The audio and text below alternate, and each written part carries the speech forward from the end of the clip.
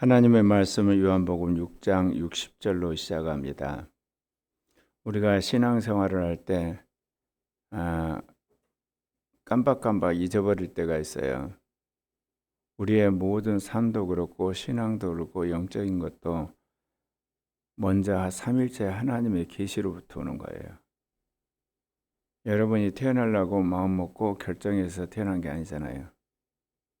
하나님이 여러분을 태어나게 하셨어요.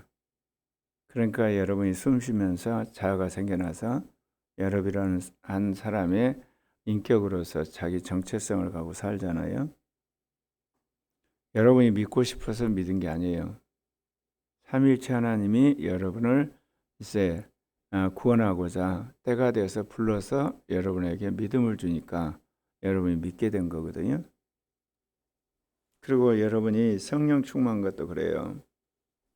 하나님께서 여러분에게 성령의 충만을 부으시니까 그 어떤 성령 인도를 따라 사는 거거든요. 그러니까 삼위적 계시의 모든 주도권은 삼위일체 하나님에게 있어요. 그럼 우리가 할 일이 없냐? 그 다음은 우리 인간 몫이라는 거예요. 근데 인간이 그런 일을 할 때도 삼위일체 하나님이 우리를 돕는 자로 계시는 거죠.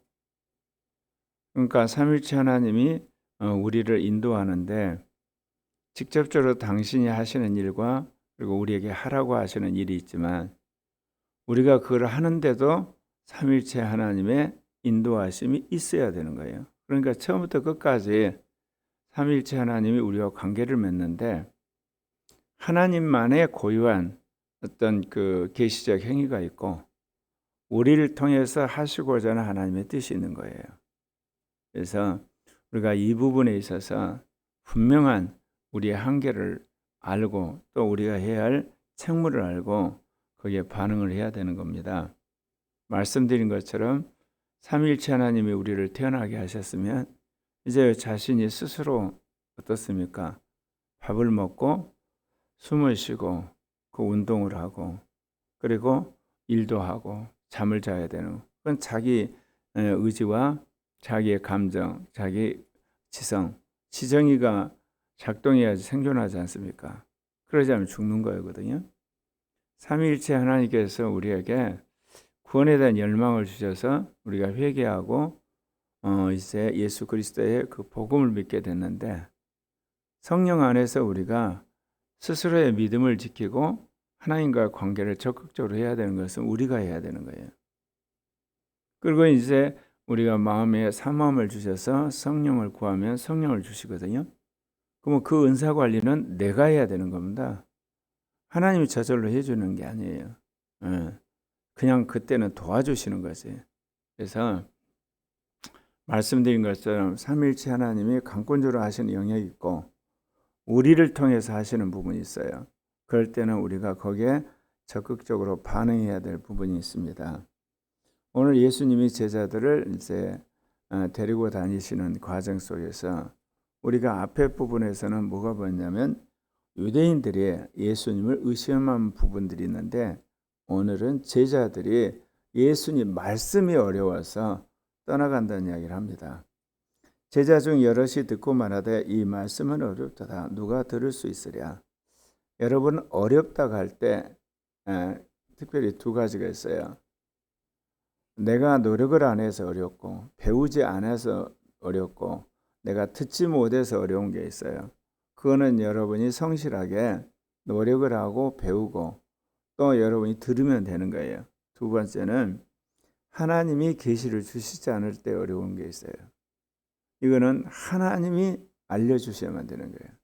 믿게 해주셔야 되고 은총을 주셔야만 되거든요. 그래서 이제 우리가 하나님 앞에 기도를 해야 되는 거예요. 하나님 앞에 지혜를 달라고 부르짖어야 되는 거거든요. 이 부분은 오늘 이 부분은 바로 그겁니다. 이 말씀이 어렵도다. 누가 들을 수 있으랴.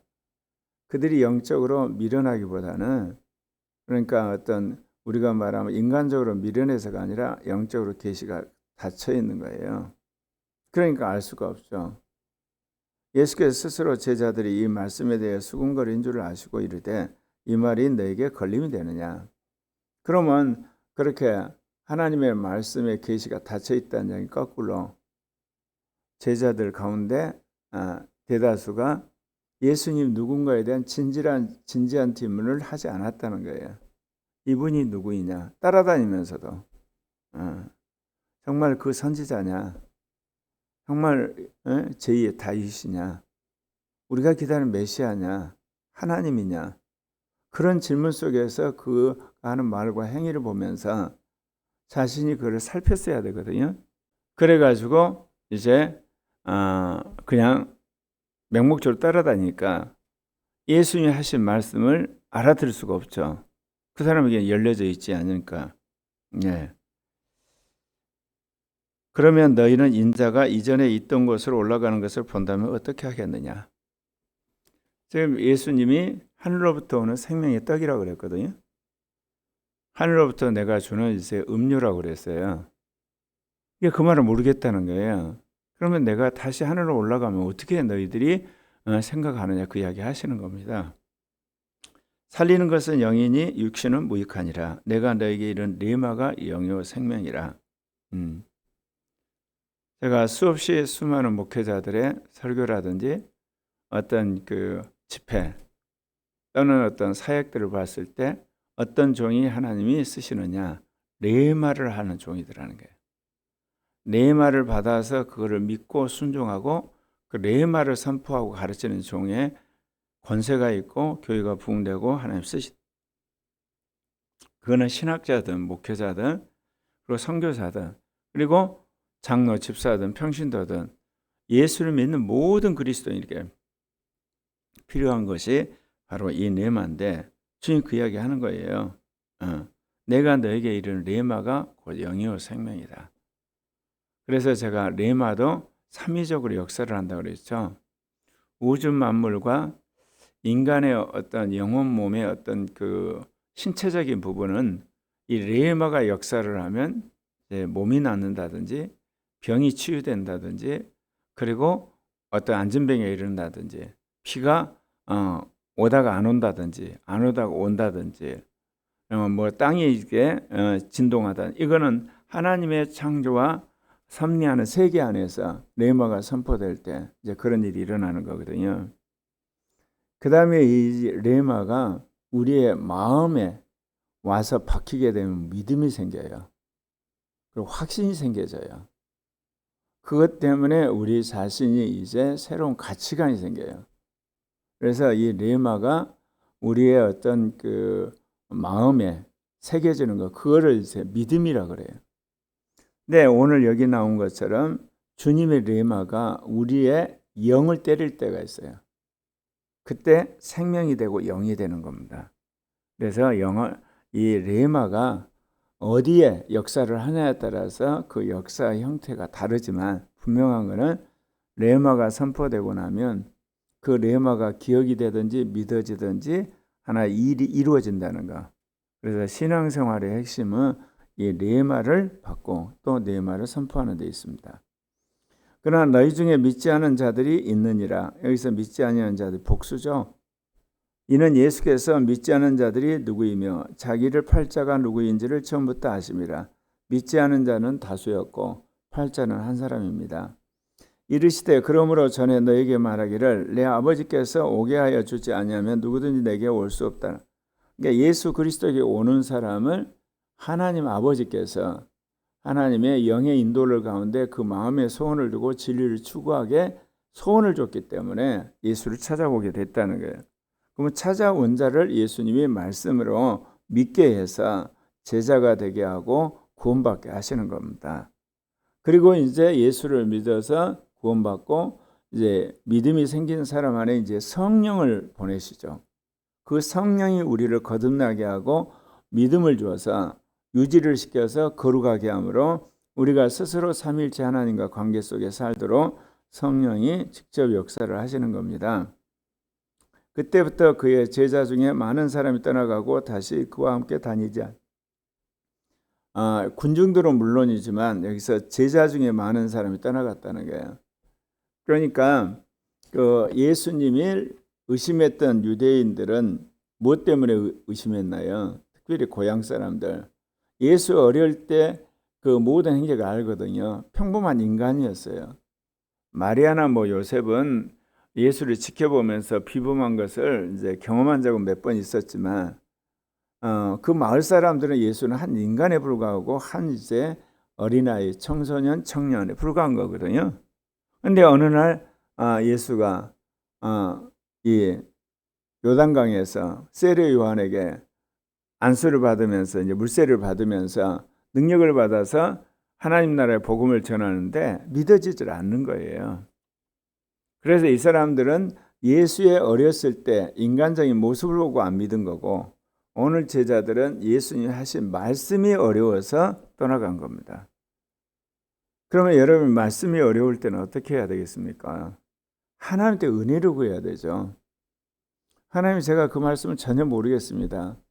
설교를 들은데 이게 이해도 안 되고 믿어지지도 않고 나하고는 딴판이 같습니다. 그럼 회개를 하고 주님한테 긍휼을 구해야 되는 거거든요. 근데 여기는 제자들이 떠나가 버렸다는 거예요. 예수께서 12제자에게 이르시되 너희도 가려느냐. 이게 수많은 제자 중에 뽑힌 사람이 12제자잖아요. 이 12제자를 향해서 너희도 갈래. 그러니까 이럴 때마다 시몬 베드로가 늘 나서죠. 가이사랴 빌립보 지역에 갈 때는 어때요? 당신은 그리스도시요 살아계신 하나님이라고. 그래서 마태, 마가, 누가에 그게 이야기하는데, 요한복음에서는 살리는 건 영이니 육신은 무익하니라. 내가 이른 레마가 영이요 생명이요. 이 영생의 말씀을 하셨다는 거죠. 그래서 베드로가 뭐라고 하냐? 주여, 영생의 말씀이 주께 있사오니 우리가 누구에게로 가오리까? 영생의 말씀이 있기 때문에 당신을 따라가겠다는 거예요. 우리는 주는 하나님의 거룩하신 줄 믿고 알았습니다. 하나님의 거룩한 자라는 표현을 쓰죠, 여기서. 그러면 우리가 어떻게 해서 거룩해집니까? 우리 안에 있는 영으로 충만할 때, 생수로 충만할 때 거룩해지는 거예요. 근데 우리는 이제 계명을 지킬 때 또는 어떤 명령을 지킬 때 결과적으로는 그렇게 돼요. 그러나 출발을 생명에서 시작해요. 영으로. 영의 소원을 따라서, 영이 우리 안의 마음과 이성에 새긴 법을 따라서 우리가 살 때 거룩해지는 거예요. 그런데 우리는 이제 거룩하게 살게 하는 근본적인 힘과 주동자는 이제 생략하고, 내가 어떻게 하면 율법을 지키고 계명을 지키고 내가 율례를 지켜가지고 거룩하게 될 것인가. 자칫 잘못하면 이건 다 율법적인 거룩이 돼요. 육신적인 거룩이 되고 인본적인 거룩이 되는 거거든요. 이런 것들은 환난을 닥치거나 강력한 유혹이 오면 다 무너집니다. 여러분의 거듭난 영 안에 오신 주의 영이 여러분을 붙들고, 그래서 영에 새겨지고 그게 흘러나와서 마음에 새겨지고 이성에 새겨져서 가치관이 딱 변할 때 여러분이 흔들리지 않는 거룩한 성도요, 성화된 자가 된다 겁니다. 그러나 너희 중에 한 사람은 마귀니라 하시니, 이 말씀은 가롯 시몬의 아들 유다를 가리키심이라. 하나님이 이 가롯 유다를 12제로 택했지만 아마도 얼마 되지 않아서 성령 안에서 가롯 유다가 배반할 것을 아셨다, 그 이야기입니다. 그는 12 중에 하나로 예수를 팔자르라. 그래서 그러면 12명을 택했다 그랬잖아요. 그거는 아버지가 그렇게 인도를 하셨기 때문에 12명이 택했는데 얼마 되지 않아서 가롯 유다는 팔자란 것을 아셨다. 또는 뭐냐면 배신할 걸 아셨다, 그 이야기죠. 오늘 말씀은 뭐냐면 우리가 영생의 말씀이나 하나님 나라에 대한 말씀, 그리고 성경에 있는 말씀을 대할 때 내가 IQ가 부족해서 하나님 말씀을 이해를 못한다가 아니에요. 하나님과 나 사이에 어떤 진리가 막혀 있거든요. 그럴 때는 겸손하게 주님에게 지혜를 구해야 돼요. 그리고 성령 충만을 구하고 진리의 영을 구하고, 그래서 성령이 깨닫게 하고 믿게 하고 그리고 순종하는 여러분 되셔야 되겠죠. 기도하십시다.